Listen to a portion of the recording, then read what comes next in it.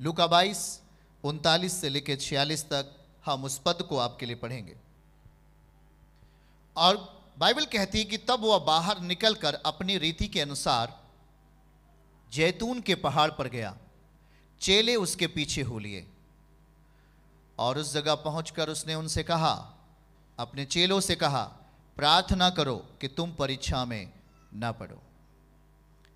और वह आप उनसे अलग एक ढेला फेंकने के दूरी पर गया और घुटने टेक कर प्रार्थना करने लगा और कहा, हे पिता, यदि तू चाहे तो इस कटोरे को, दुख भरे कटोरे को मेरे पास से हटा ले। वो हटा सकता है, पिता है।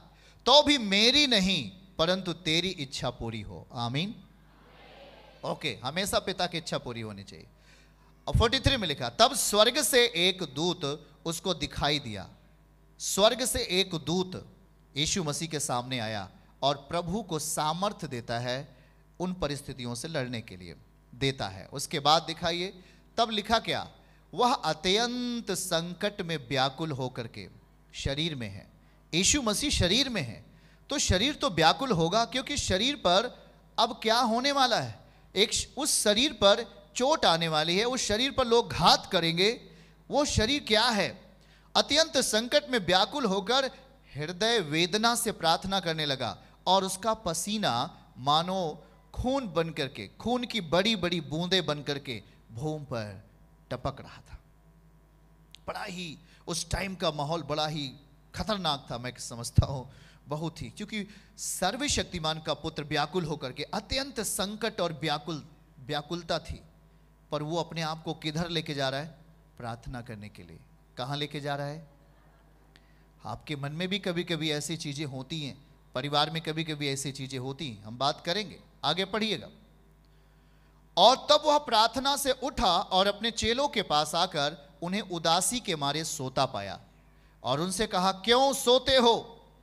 उठो, प्रार्थना करो कि परीक्षा में ना पड़ो। हालेलुया।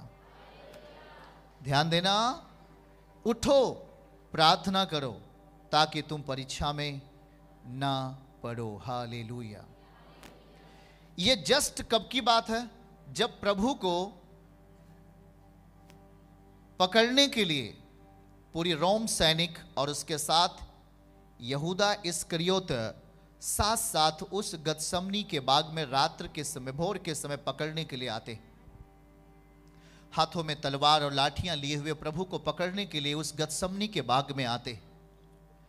उसके पहले की घटना है, जस्ट उसके पहले प्रभु का मन अत्यंत व्याकुल था, मन में बड़ी घबराहट थी, पर यीशु मसीह पिता से प्रार्थना करते हैं। याद रखना, पिता और पुत्र का रिश्ता बड़ा ही बेजोड़ है। यीशु मसीह अपने आप को यूहन्ना 10:30 में कहते हैं कि पिता और पुत्र दोनों एक है। नोट करते चलना, दोनों एक है। इतना जबरदस्त रिश्ता है, वो एक ही है। पर वो कहते हैं, हे पिता, यदि तेरी इच्छा हो, तेरी मर्जी हो, तो ये जो दुख मुझ पर आ रहा है ये टल जाए, परंतु मेरी नहीं, तेरी इच्छा पूरी हो। याद रखना, सुनना, जरा ध्यान से सुनने का, समझने का प्रयास करना। और यीशु मसीह एक ढेला दूरी फेंकने की दूरी पर जाते हैं और घुटने टेक करके वो प्रार्थना करते हैं। क्या करते हैं? उनको पता है कि अभी मुझे पकड़कर ले जाया जाएगा। ध्यान से सुनना भाई, उनको पता है कि मुझे पकड़कर अभी ले जाया जाएगा और हमें सलीब पर लोग चढ़ा देंगे, हमारे हाथ और पैरों में खिल्लियां जड़ देंगे, हमें सलीब के ऊपर चढ़ा देंगे, हमें कब्र में रख दिया जाएगा। सब कुछ उन्हें अपने दुख के बारे में पता है, कष्ट के बारे में प्रभु को सब मालूम है, क्योंकि वो अल्फा और ओमेगा हैं, वे आदि और अंत है, उन्हें सब कुछ पता है। पर शरीर है, बोलना है, शरीर है। एक इंजेक्शन जब डॉक्टर के पास आप जाते हो, एक इंजेक्शन जब डॉक्टर लगाता है तो क्या होता है? दर्द होता है कि नहीं होता? इंजेक्शन का दर्द होता है। अब प्रभु को क्या लगने वाला है? परमेश्वर के हाथ और पैरों में जो 6-6 इंच की खिल्लियां जड़ने वाले, उसको प्रभु देख रहे हैं। अपनी मौत के बारे में 3 बार भविष्यवाणी करने वाले प्रभु स्वयं अपनी मौत के बारे में 3 बार भविष्यवाणी करते, मैं पकड़वाया जाऊंगा, लोग मुझे पकड़ेंगे, मेरा ठट्ठा और मजाक बनाएंगे और हमें सलीब पर चढ़ा देंगे और मैं फिर मरूंगा और तीसरे दिन मैं जिंदा हो जाऊंगा करके अपने चेलों से बात करते। वह सर्वशक्तिमान ईश्वर, वो टाइम जब आ गया तो शरीर है, शरीर में प्रभु आए हैं, वो दर्द वैसे होता है जैसे हमें आपको होता है, भूख जैसे आपको लगती है वैसे प्रभु को भी लगती है, जैसे हम अपने जीवन में जो भी खाना खाते हैं वो भी प्रभु भी सब कुछ वैसे ही करते थे, वो शरीर में थे। और आपको जब पता चल जाए कि किसी की मौत आने वाली है तो आपको क्या होगा? सेम चीजें आपको होंगी। क्या क्या होगा? अत्यंत घबराहट, अत्यंत घबराहट होगा आपके अंदर। आपको यह पता चल जाए कि मेरा मौत आने वाला है। कब मौत आने वाला है? इस दिन आपकी मौत आने वाली है। प्रभु को यह भी तो पता है। लिखा वो अत्यंत संकट में व्याकुल होकर के बड़े हृदय वेदना से प्रार्थना करने लगे। प्रार्थना कर रहे थे, उनको पता है कि मौत आने वाली है। जरा गौर करके सुनिएगा। आपको मालूम है बीमारी के विषय में, या आपको पता चल गया कि अब मैं ज्यादा समय तक नहीं रहूंगा, उस टाइम में आपका मन कैसे होगा? कुछ ऐसे होगा जैसे प्रभु का मन हुआ था। वो अत्यंत संकट में व्याकुल होकर हृदय वेदना से प्रार्थना करने लगा। और उस समय प्रभु का जो पसीना है वो खून की जैसे जमीन पर टपक रहा था। तभी परमेश्वर पिता ने अपने पुत्र के अंदर शक्ति और सामर्थ्य देने के लिए उस आजमाइश, वो जो परीक्षाएं आ रही हैं, यीशु मसीह के ऊपर जो बलिदान, जो बलि होने वाला है, प्रभु मेमना है जो, वह शक्ति, वो उन समस्याओं को सहने की शक्ति देने के लिए परमेश्वर का दूत आके खड़ा हुआ और प्रभु को क्या देता है? सामर्थ्य देता है, सामर्थ्य देता है। याद रखना है। इसीलिए कोई भी परिस्थिति रहती है, कोई भी आपकी जिंदगी में दुख मुसीबतें आती हैं, प्रेयर करना नहीं छोड़ना, प्रार्थना करना बंद नहीं करना, क्योंकि परमेश्वर पिता आपको अपनी शक्ति वहीं देने वाले हैं जहां आप उनके सामने घुटना टेक रहे हैं। हाँ, और जब वो अत्यंत व्याकुल होकर प्रेयर कर रहे थे, जमीन पर बड़ी बड़ी बूंदें बन करके पसीना खून के जैसे जमीन पर गिर रहा था।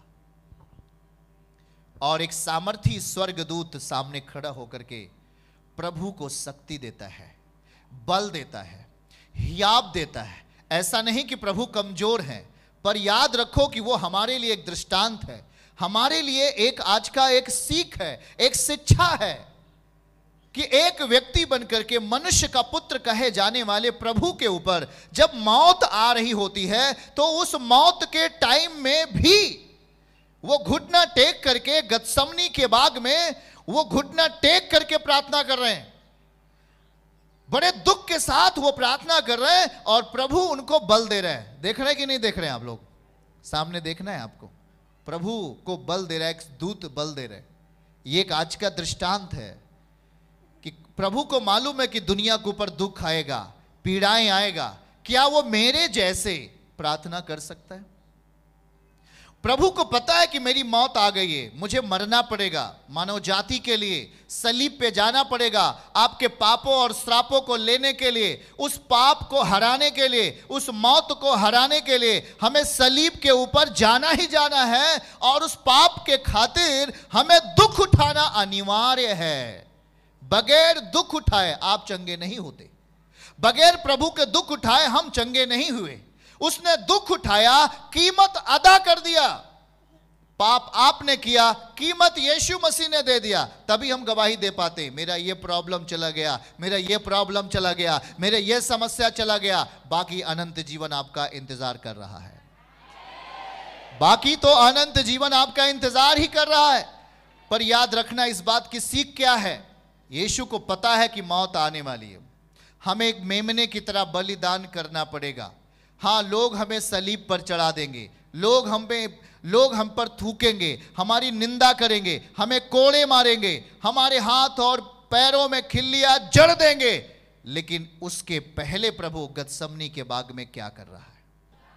हां,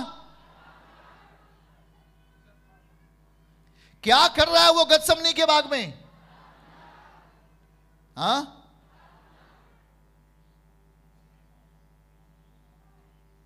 वो प्रेयर कर रहा है। याद रखना, वो प्रार्थना कर रहा है, वो प्रेयर कर रहा है। क्या वो प्रार्थना से रुका? उसको मालूम है कि मैं अभी कुछ अगली सुबह हमें सलीब पर चढ़ा दिया जाएगा। क्या वो प्रार्थना से रुका? वो प्रार्थना क्यों कर रहा था? क्यों कहा प्रार्थना करने के लिए? उठो अपने बिस्तर पर से, उठो अपने उस काम से, उठो अपने इस तमाम टेंशन की बातों से उठना है और प्रार्थना करो कि परीक्षा में ना पड़ो, परीक्षा में ना पड़ो। ऐसा नहीं है कि प्रभु केवल आज ही प्रार्थना कर रहे हैं। वो जब से इस विश्व में आए, छोटे से लेकर आज 33 साल के हो गए, तब भी वो प्रार्थना ही कर रहे हैं। वो अपने पिता से प्रार्थना कर रहे हैं, क्योंकि पिता उन्हें बचा सकता है, पिता उन्हें मौत से छुड़ा सकता है, पिता फिर से उन्हें जिंदा कर सकता है। और इसलिए दुख है, मुसीबत है वहां, विपत्ति है वहां, फिर भी प्रभु क्या कर रहे हैं? क्या उन्होंने प्रार्थना बंद कर दिया? दिखाइए वो अत्यंत घबराहट, अत्यंत घबराहट, संकट था। लिखा है अत्यंत संकट।